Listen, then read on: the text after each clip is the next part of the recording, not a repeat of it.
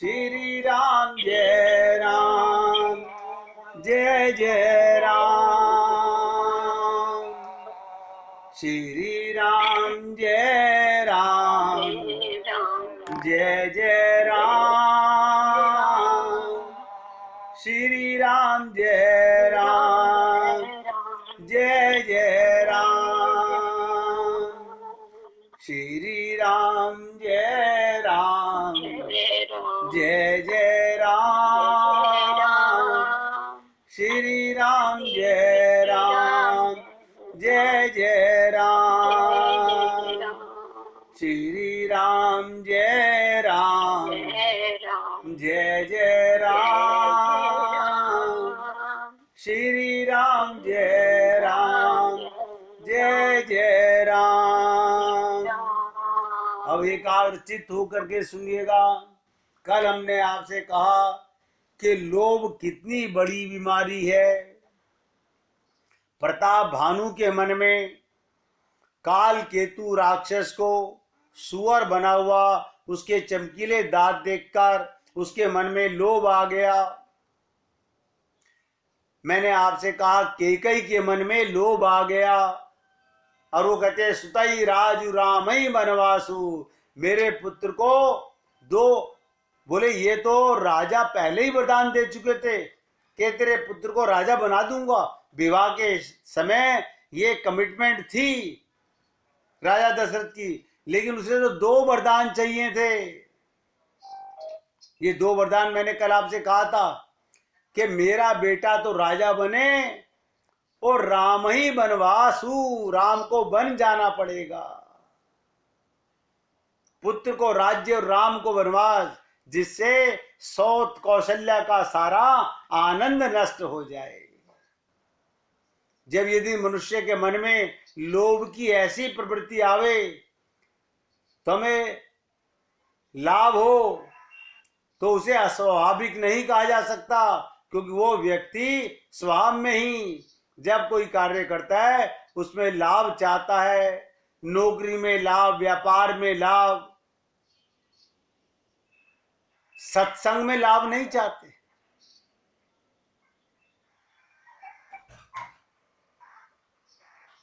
लाभ की वृत्ति समाज से पूरी तरह से मिट जाए या मिट जानी चाहिए। लोभ में यदि एक अच्छा आवे, मैंने आपसे कहा मंथरा, सोचिएगा एक दासी नौकरानी पैरों में बैठने वाली आज कैकेयी की बुद्धि में घुस गई। ऐसे ही आपका मन नौकर आपका मालिक बन गया और हम भगवान का कुछ नहीं बिगाड़ पा रहे। हम अपने हाथों से ही गला दबा रहे हैं, हमें नजर नहीं आ रहा। इसलिए मैंने कल कहा था ना, हम आत्महत्यारे साबित होंगे। क्यों? भगवान की कृपा से शरीर मिला, मानव शरीर मिला, गुरु की कृपा से हमें सत्संग मिला, लेकिन हम इतने ढीठ थे, हमने ममता मुंह की चादर नहीं फाड़ी।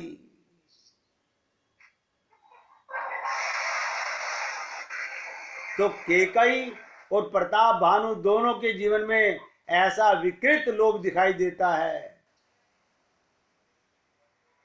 अंत में जाकर कैकेयी का रोग तो साध्य हो गया, जबकि प्रताप भानु का असाध्य हो गया।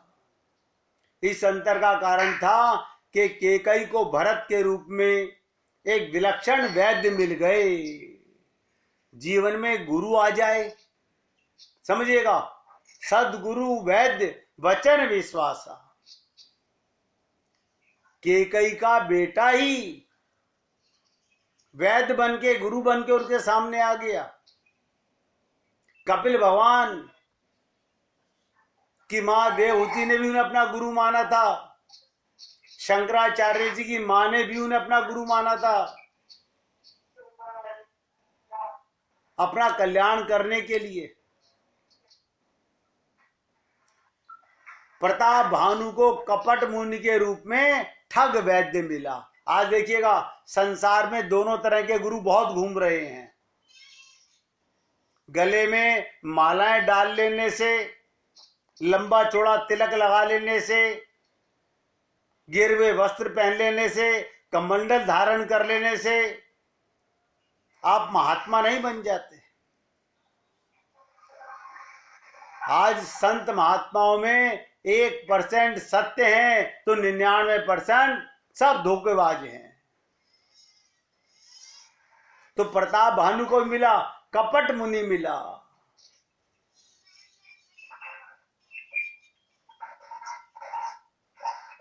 ठग वैद्य रोगी की दुर्बलता का अनुचित लाभ उठाता है, वो उसे स्वस्थ करने की चिंता नहीं करता बल्कि सदा अस्वस्थ बनाए रखता है।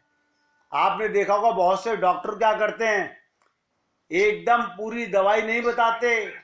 वो कहते हैं अगर आज ही इसको पूरी दवाई बता के ठीक कर दिया तो कल मेरा खाना पीना कैसे चलेगा।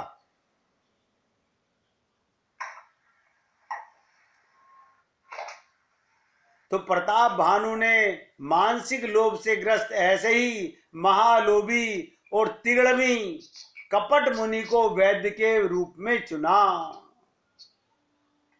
गोस्वामी जी कहते हैं कपट मुनि था तो बड़ा चमत्कारी। अब प्रताप भानु ध्यान से सुनिएगा क्या चमत्कार किया उसने।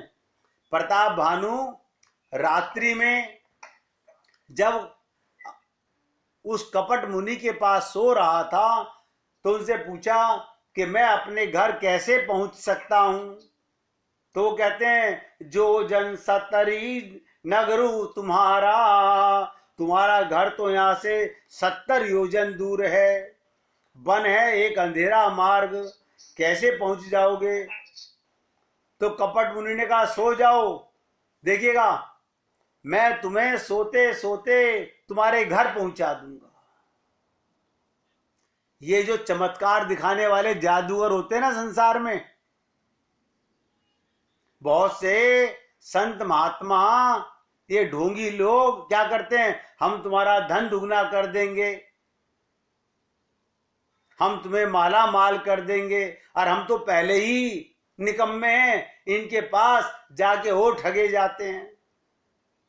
यही बात कपट मुनि ने प्रताप भानु को कही। और क्या करा उसने, ध्यान से सुनिएगा। रात्रि को सोते ही कपट मुनि ने काल केतु राक्षस को बुलाया और उससे कहा इनको उठाकर, काल केतु राक्षस मायावी राक्षस को, कि इन्हें उठाकर इनके महल में पहुंचा दो।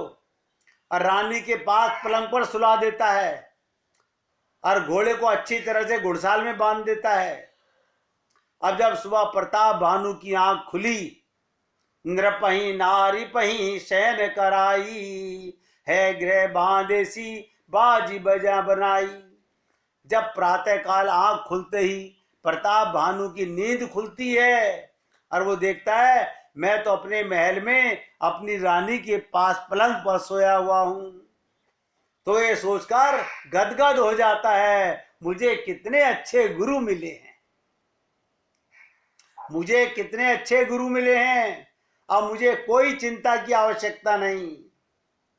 प्रताप भानु ये नहीं समझ पाता कि महत्व मात्र सोते सोते पहुंचा देने का नहीं, बल्कि इसका है कि उसे पहुंचाया कहां गया।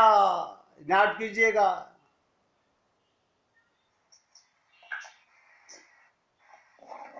बहुत से संत महात्मा गुरु लोग जादू टोने की बातें करते हैं, चमत्कार दिखाते हैं, हमारे परिवार की बातें हमसे पूछते हैं, हाँ उसका हम उपाय कर देंगे, बेटा तुम्हारा ठीक हो जाएगा, पति तुम्हारा काम पे लग जाएगा।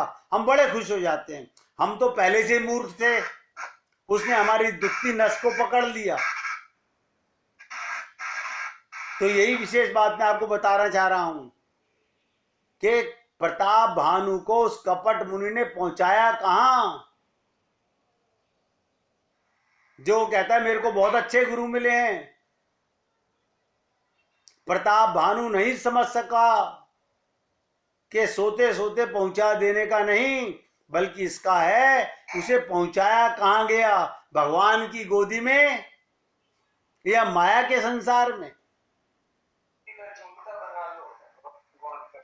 ऐसे ही चमत्कार पुरुषों के जीवन में इतिहास और पुराणों में देखे जाते हैं, जहां शिष्य को, साधक को कुछ करना नहीं पड़ता और कहते हैं ईश्वर की प्राप्ति हो जाएगी। बहुत से गुरु कहते हैं चिंता ना करो, जब तुम्हारा शरीर छूटेगा मैं तुम्हें आगे खड़ा मिलूंगा।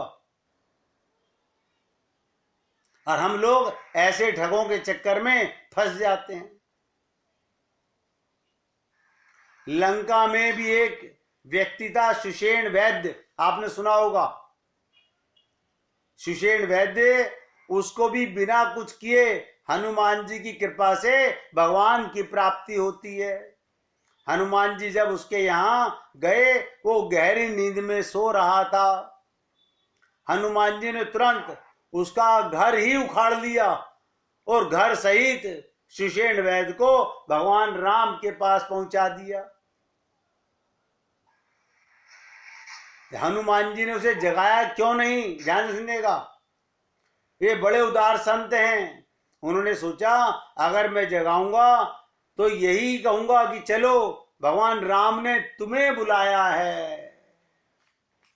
सुषेण वैद्य को जब लाए लक्ष्मण के इलाज के लिए, तो क्या कहूंगा, संत जीव को जगाते हैं। हम तो ये महसूस करते हैं हमारे जीवन में हम भी इस माया के जंजाल में सोए पड़े थे। हमारे को संत महात्माओं ने ही जगाया है। इसीलिए आप लोगों को बार बार चेताता हूं कि जागो और ये मोह की चादर को फाड़ो और स्वयं को पहचानो।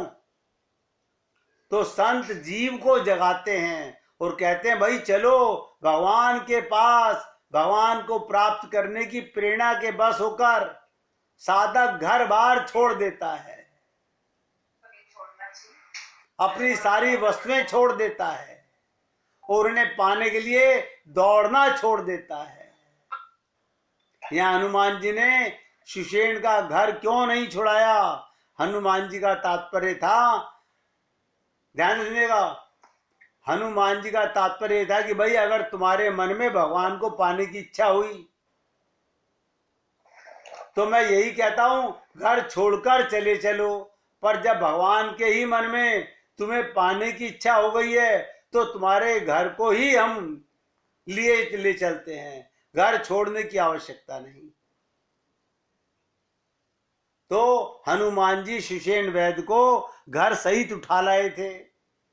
इस प्रकार सुषेण वैद्य सोते हुए लंका से भगवान राम के चरणों में पहुंच गया और जब वो जागा तो अपने को भगवान राम के चरणों में पाया। अब सोचिएगा, प्रताप भानु राजा जब जगा तो कहां पाया? अपनी पत्नी के पास सोता हुआ पाया। अब आप बताइए, हनुमान वैद्य, हनुमान गुरु अच्छे हैं या वो कपटी मुनि अच्छा है? अगर हम परिवार की तारीफ करें, माया की तारीफ करें, संसार दिलाने की बातें करें, हमें मन को बड़ी अच्छी लगती है और आत्मा धिक्कारती है अपने आप को। ये हमारे मन और आत्मा का भेद है।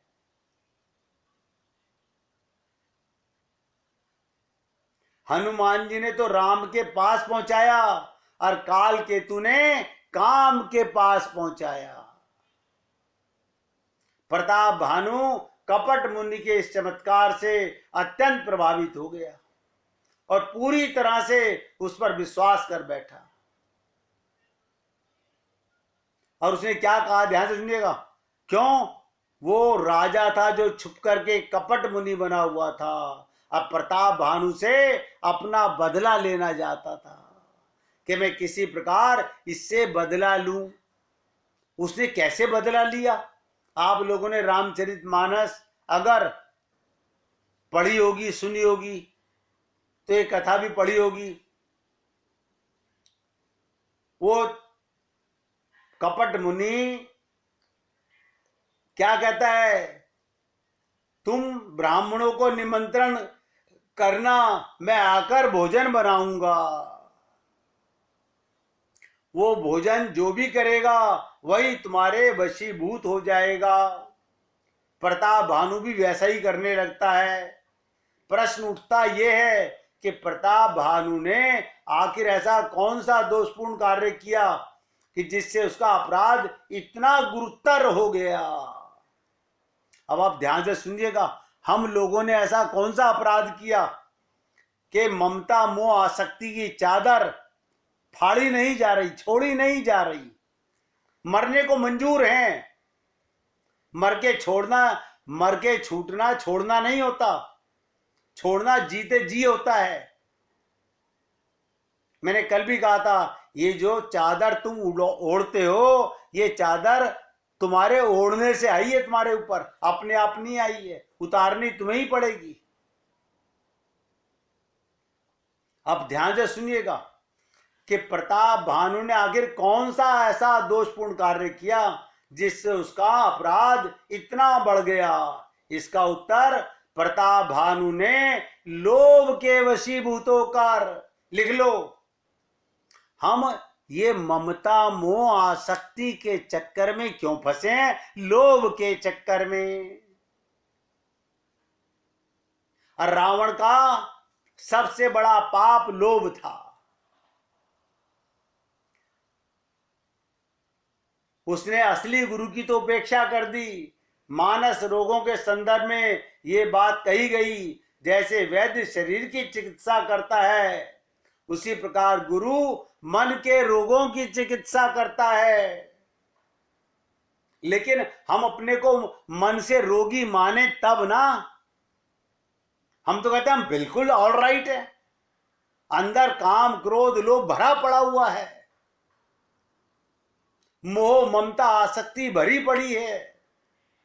और जिससे पूछो, नहीं नहीं, हमने भी कार्तिक मास किया है, हमने सावन का महीना किया था, हमने देवी जी के व्रत किए थे, हम तो बड़े धार्मिक विचार के व्यक्ति हैं, हम सारे प्रपंच कर लेते हैं। क्या ये भक्ति है? हम अपने पापों को स्वयं नहीं जान सकते। मैं आपसे 95 दिन हो गए ये बात करते हुए कि मानस रोग, मन के रोग, शरीर के रोगों के लिए हम कितने कितने दिन अस्पतालों के चक्कर काटते हैं। लेकिन मन के रोगों को समझने के लिए, मन को रोगों पर विश्वास करने के लिए, मन को रोगों को समाप्त करने के लिए आप सब के सब अपने आप से प्रश्न कीजिएगा, क्या हमने अपने को मन का रोगी माना है? क्या हमारे अंदर रोग नहीं है? सुनने से नहीं जाएंगे, पहले रोगों को पहचानना होगा। मैंने आपसे 95 दिन से एक ही बात बोल रहा हूं कि संसार में कोई भी ऐसा जीव नहीं है जिसमें मानस रोग नहीं है। लेकिन कोई हम तो और ज्यादा खुश हो गए, जब सब में है तो हमारे अंदर भी है, जब सब डूबेंगे तो हम भी डूब जाएंगे। हम अपना कल्याण नहीं करना चाहते। कल भाई जी ने एक प्रश्न कर लिया, अच्छा किया।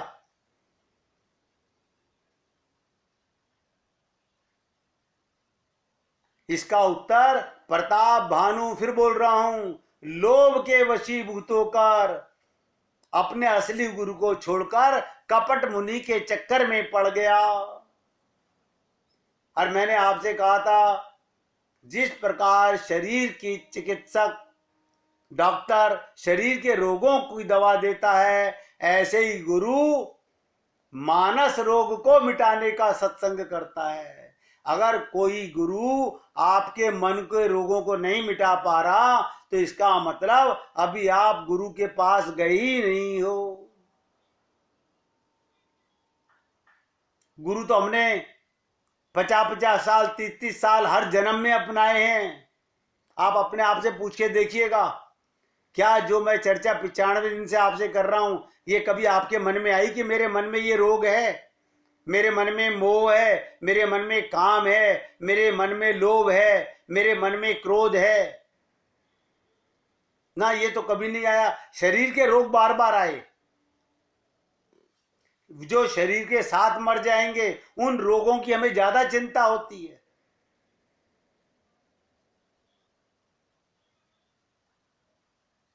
सदगुरु वैद्य वचन विश्वासा। जब तक हम अपने सदगुरु के वचनों पर विश्वास नहीं करेंगे, कैसे करें? जैसे डॉक्टर के वचनों पर विश्वास करते हैं। डॉक्टर ने कहा, हम तुरंत जाकर के दवा कितनी भी महंगी हो, कर्जा मांग के भी लानी पड़े, इलाज करेंगे शरीर का। लेकिन जो बिना पैसे खर्च किए दवा हो सकती है, उस मानस रोग मन के रोगों को हम मिटाने के लिए कटिबद्ध तक नहीं होते। प्रताप भानु के भी गुरु थे, पर कपट मुनि ने कहा, मैं तुम्हारे गुरु का हरण कर लूंगा और उनका वेश बनाकर तुम्हारे कार्य को सिद्ध करूंगा। अभिप्राय ये कि जिन गुरु के प्रति प्रताप भानु प्रारंभ से समर्पित था, उनका वो परित्याग कर देता है और कपटी गुरु का वरण कर लेता है।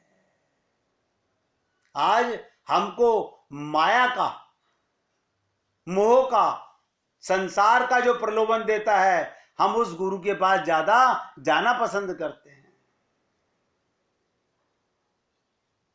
एक राजकुमार जी हैं जिन्होंने हमसे 1000 बार कहा होगा कि मैं पूरी तरह, आप मुझे हुक्म कीजिए, मैं सब कुछ त्याग के आने के लिए तैयार हूं।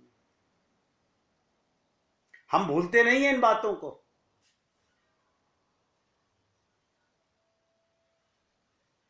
कहत कठिन समझत कठिन।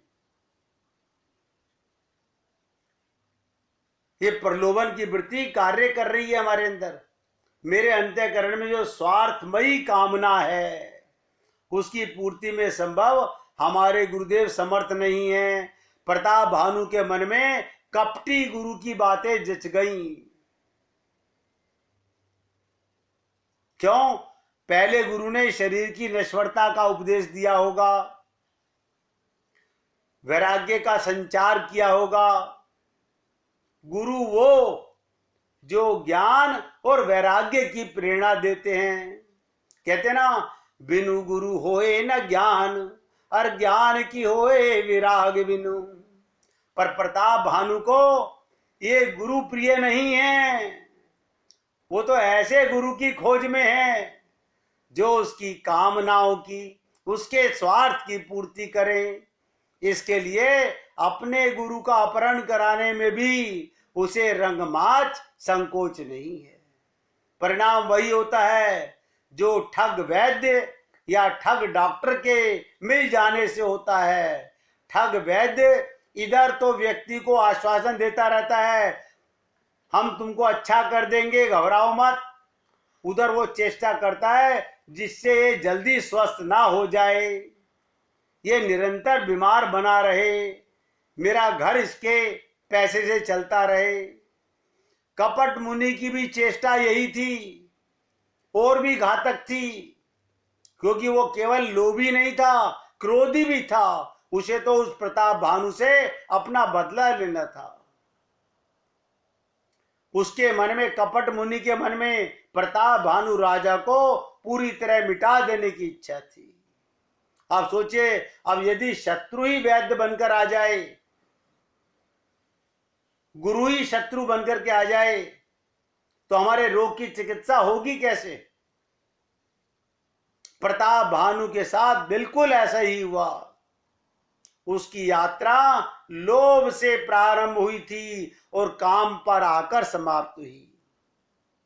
अपने को जब रानी के पलंग पर पड़ा देखकर प्रताप भानु पूरी तरह कपट मुनि के चंगुल में फंस जाता है। और कपट मुनि और काल केतु राक्षस मिलकर के उसे प्रताप भानु को ऐसा षड्यंत्र रचते हैं, अंत में ब्राह्मण क्रुद्ध हो जाते हैं। आप लोगों ने सुना होगा, उसने ब्राह्मणों को बुलाया प्रताप भानु ने, और कपट मुनि ने आकर के मांस बना करके सब ब्राह्मणों के सामने परोस दिया, और सारे ब्राह्मणों ने प्रताप भानु को श्राप दे दिया कि तू राक्षस हो जाए अगले जन्म में। यही वो चाहता था।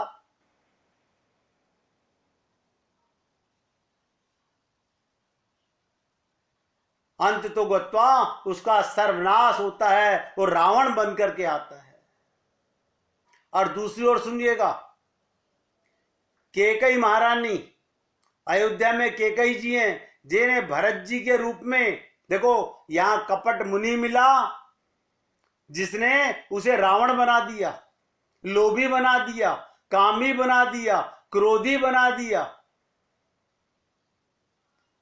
अन्यथा वो भी ब्राह्मण, 4 वेदों का ज्ञाता था, शंकर भगवान का शिष्य था, लेकिन कपट मुनि के मिल जाने से उसका सर्वनाश हो गया।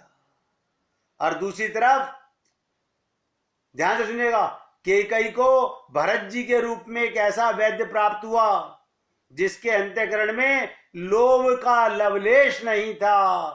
परिणाम ये होता है वो पूरी तरह स्वस्थ हो उठती हैं। केकई इतना बड़ा अपराध करके भी ठीक हो जाती हैं। वैसे ही केकई ने वैद्य को भी अस्वस्थ बनाने की चेष्टा की थी, क्योंकि अयोध्या का राज्य उन्होंने भरत के लिए ही मांगा था। ये तो वैसा ही था जैसे कोई रोगी वैद्य को ही कुपथ्य दे, रोगी बनाने की चेष्टा करे, पर सजग वैद्य के प्रलोभन में नहीं आता, क्योंकि वो जानता है रोगी को मेरी बात माननी चाहिए, रोगी की बात मैं मानूं ये ठीक नहीं है। आज मैं देखता हूं गुरु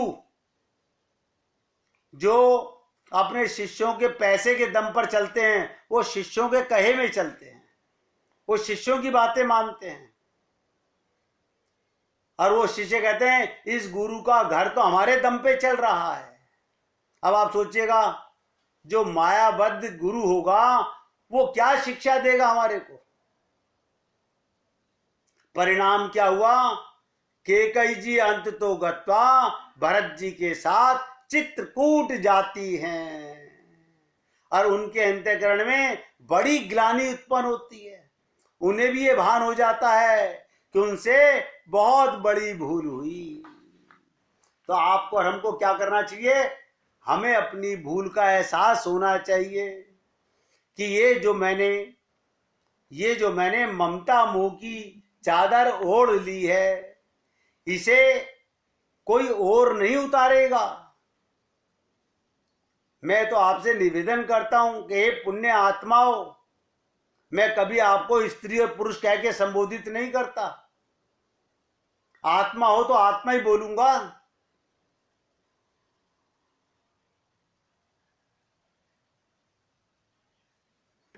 भगवान श्री कृष्ण कहते हैं अर्जुन से, ध्यान सुनिएगा, यदि तू इस आत्मा को सदा जन्मने वाला मरने वाला मानता है तो तू हे महाभाव इस प्रकार शोक करने योग्य नहीं है, क्योंकि इस मान्यता के अनुसार जन्मे हुए की मृत्यु निश्चित है। शरीर मरेगा, आप बताइएगा। हमें अमृत से पुत्र हैं, परमात्मा की संतान हैं। मैंने आप लोगों से यहां तक निवेदन किया कि राम मरे तो मैं मरूं, आप नहीं मरेंगे, आपका शरीर मरेगा। इसलिए कहा गया, हे अजन्मा अमर आत्मा क्यों परेशान हो रहा है, ज्ञान से मन को संभालो, लक्ष्य को क्यों खो रहा है। और देखिएगा, भरत जी के चरित्र के माध्यम से अपनी उस त्रुटि का परिमार्जन करके केकई स्वस्थ हो गई, अपनी भूल उन्होंने सुधार ली। भरत दरस मेटा भव रोगु, भरत दरस मेटा सब रोगु। गुरु वो होना चाहिए जो आपके महारोग को मिटा दे। महारोग क्या है, हम अपने को शरीर मानते हैं और शरीर के रोग को अपना रोग मानते हैं। देखो कमाल की बात, अब बताइएगा, शरीर में ये ममता कहाँ रहती है, ये मोह कहाँ रहता है, ये आसक्ति कहाँ रहती है? ये शरीर के अंदर तो नहीं है, ये तो आपकी इस मन के अंदर है, बुद्धि के अंदर है, चित्त के अंदर है। आप उनका इलाज तो सोचते नहीं कभी करने का। शरीर का इलाज करने के लिए इतने हम लोग उतावले हैं, लेकिन हमें अपने असली इलाज का तो पता ही नहीं है जिससे हमारा कल्याण होगा।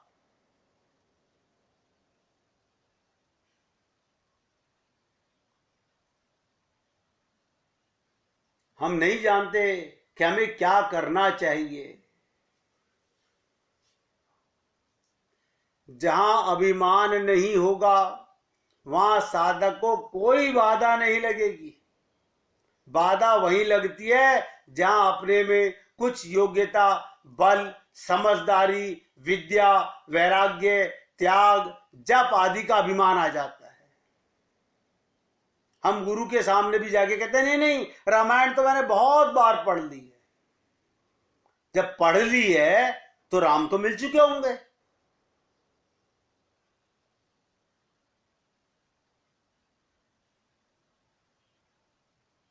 अपने को सर्वदा अयोग्य समझता है। भगवान की योग्यता काम करती है। जो व्यक्ति अपने को योग्य समझता है उसके आगे गुरु की बुद्धि और भगवान का काम नहीं चलता। जो गुरु और भगवान के शरण हो जाता है वो इस भव सागर से पार हो जाता है। तो कल आपके सामने फिर द्वारा इससे आगे बात रखेंगे कि कैकेयी तो स्वस्थ हो गई, लेकिन प्रताप भानु राजा को रावण क्यों बनना पड़ा? क्योंकि वो कपट मुनि के चक्कर में पड़ गया। इसलिए मेरा आपसे निवेदन है, आप सब लोगों को अच्छे सद्गुरु मिले होंगे, अच्छे संत महात्मा मिले होंगे। जिन किसी को भी आप अपना गुरु मानते हैं उनके प्रति पूर्ण श्रद्धा रखिए, तभी काम बनेगी। आज सत्संग को यहां विराम देते हैं, कल इससे आगे चर्चा करेंगे।